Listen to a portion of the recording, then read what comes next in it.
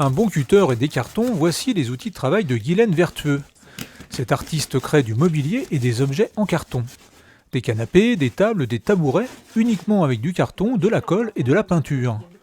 Aujourd'hui, c'est un petit placard sur mesure pour cacher un compteur électrique. Déjà en épaisseur, voir si ça marche. Ouais, tu vois, ça encastre, donc c'est bon.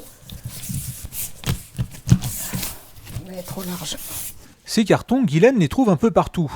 Des commerçants lui fournissent les emballages de leurs marchandises. Pour le reste, elle fait de la récupération. Ça, c'est des chutes que j'ai récupérées, parce que ça coûte très cher, mais donc je récupère les chutes. Tu vois, moi, les calendriers, j'adore ça, parce que ce carton, il est très très bien, il est très dur, les grands calendriers.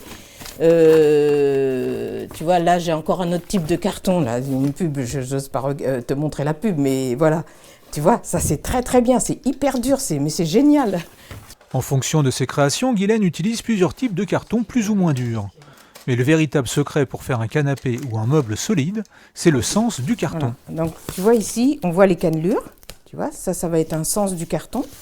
Et le carton, si tu regardes la cannelure vers le haut, vers le plafond, tu peux le plier facilement. Là, je ne vais pas le faire parce que j'aurais besoin de ça, mais tu peux le plier facilement.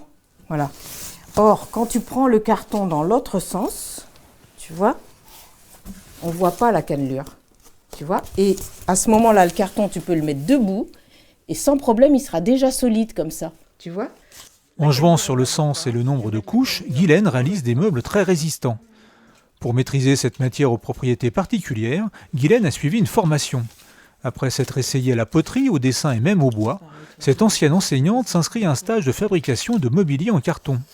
C'est le coup de cœur, Guylaine découvre un matériau léger, facile à transporter et à travailler seule. Après son stage, elle réalise ses premières créations. Mes premiers meubles, en fait, ont été des sièges, des tabourets de bar. Donc, à mesure que je formais mes tabourets, mais j'étais épatée de voir que du carton qu'on trouve dans la rue, qu'on ramasse, qu'on jette d'habitude, qui servent d'emballage, eh ben, on en fait des meubles et vraiment quelque chose de beau, quoi, et solide en plus, et léger. Ça m'a vraiment épatée. Et du coup, je suis restée dedans, tu vois. Guylaine vit de ses œuvres. Elle a créé son propre site internet et fait des expositions. Artiste écolo dans l'âme, Guylaine a trouvé son support, un matériau récupérable, biodégradable et recyclable à l'infini.